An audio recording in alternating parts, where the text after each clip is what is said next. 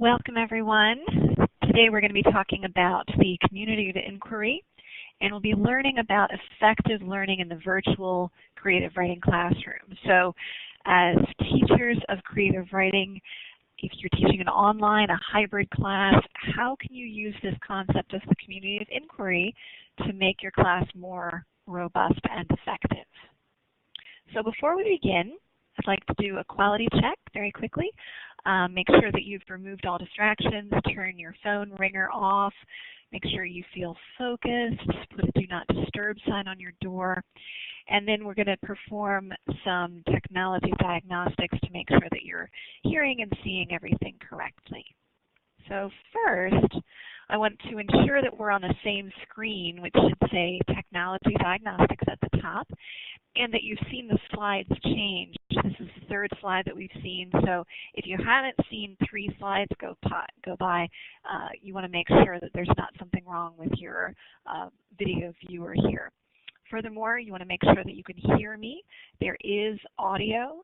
If you can't hear me, you'll want to ensure that you've done the audio setup wizard. And I'm adding this to the chat to make sure that those of you who maybe don't have that done yet, who can't hear me, that you do go ahead and run the audio setup wizard. So welcome to our first session of the semester. Today is Saturday, January 24th, and today's class is going to cover this concept of the community of inquiry. We'll discuss what we're going to focus on today, and welcome to anyone who's watching this as an archived video rather than participating. Okay, so today's learning objectives. We've got 3 things that we're going to cover today. First, by the end of this session, you should be able to explain the concept of the community of inquiry. I'll be using the abbreviation COI a lot today, and that is going to include components that are illustrated in this Venn diagram, and those we'll get to find a little bit later. The second learning objective for today is that by the end of the session, you should be able to apply the 3 components of COI specifically to the teaching of creative writing online. And finally, our third objective is that by the end of today, you should be able to troubleshoot a method of collaborative writing to better align it with COI. Okay, so we're going to do several different free writing components and self-assessments today. And each time that we do that, I'm going to ask that you, if you're watching this as an archived video, I'm going to ask that you pause the playback and do some free writing, and then these will get posted to our class discussion board in the board specifically labeled for today. So the first of these free writes, I'd like you to think about a time you've seen online collaboration go poorly. So this could be in a class that you've taught yourself, or in a class that you've taken. So maybe it was that you were in a class where you had to do groups and you were asked to collaborate somehow and it didn't go well. So just take a moment and do that. Okay, so keep that free write in mind as we go forward. So right now we're going to be exploring community of inquiry. COI is one way of assessing the efficacy of computer-aided learning, and this is all from D. Randy Garrison's book, E-Learning in the 21st Century, a Framework for Research and Practice. So there's 3 components of effective learning, according to D. Randy Garrison. So we're going to go through each of those and define them and see what it means.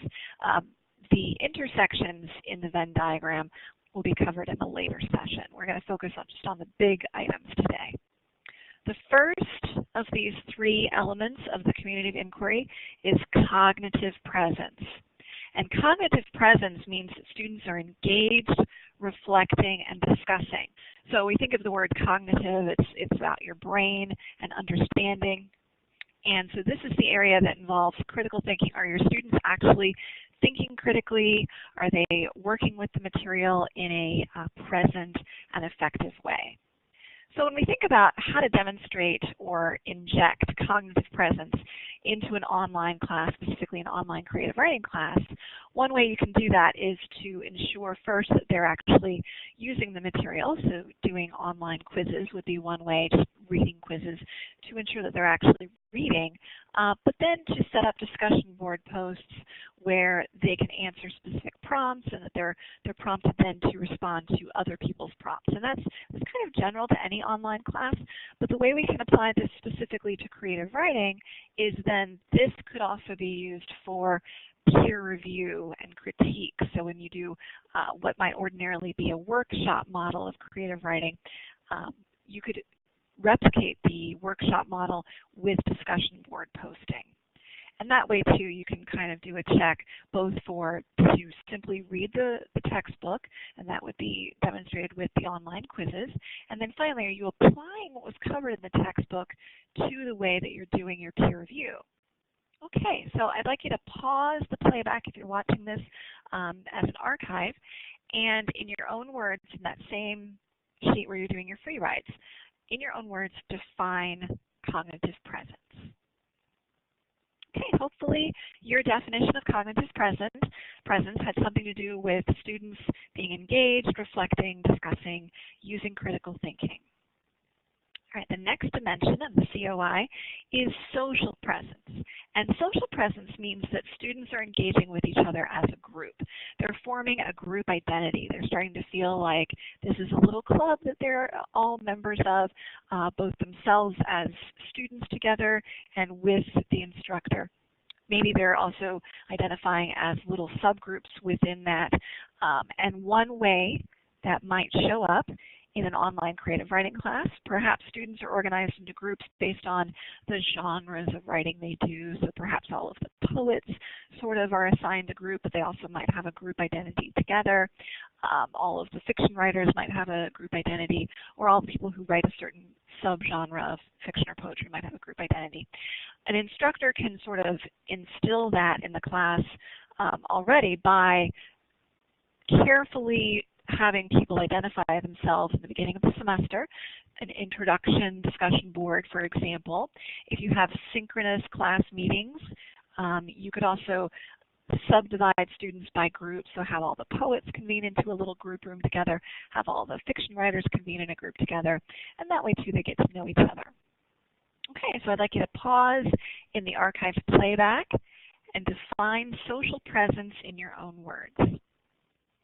All right, hopefully your definition of social presence has something to do with students engaging or identifying with each other as a group. The final dimension we're going to discuss today is teaching presence.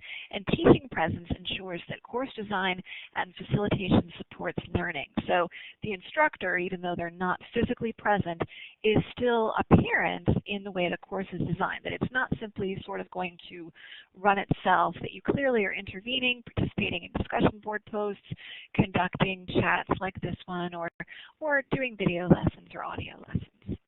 And the way that teaching presence can inject itself into an online creative writing class would be in the overall course design to ensure that it's not simply students reading a textbook and then doing homework, that it's not all done in a void, basically. But that if you assign work that can be handled in some kind of synchronous or asynchronous environment, that you're actually participating as well. So if you're having students do peer review of each other, that you're actually robustly reviewing student work as well. Perhaps you're rotating amongst the groups to sort of give that feedback publicly versus privately to just the student under review, but basically to make sure that the students understand that you are present, you are available, and that too, if there needs to be changes to the course, just like a course in person, if there's some delay or you need to go over a lesson again, that an online class can have that same flexibility of a present instructor. Okay, now I'd like you to pause and define in your own words the concept of teaching presence.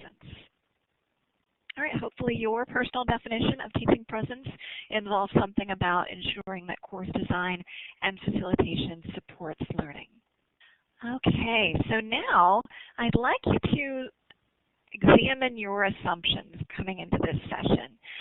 And on your free write, just elaborate on this idea. How might students use virtual collaboration in their writing? So specifically, if in an online environment you're asked to write together collaboratively, what would that virtual collaboration look like? How might it differ from normal collaborative writing that's not done virtually, that's done in person? So just sort of free write on this idea of virtual writing collaboration.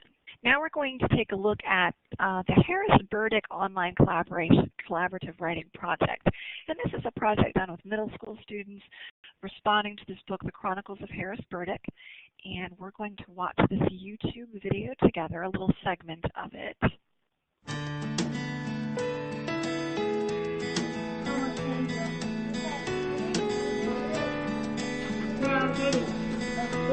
The Harris-Burdick Writing Project is a collaborative project done with classes from all over the world.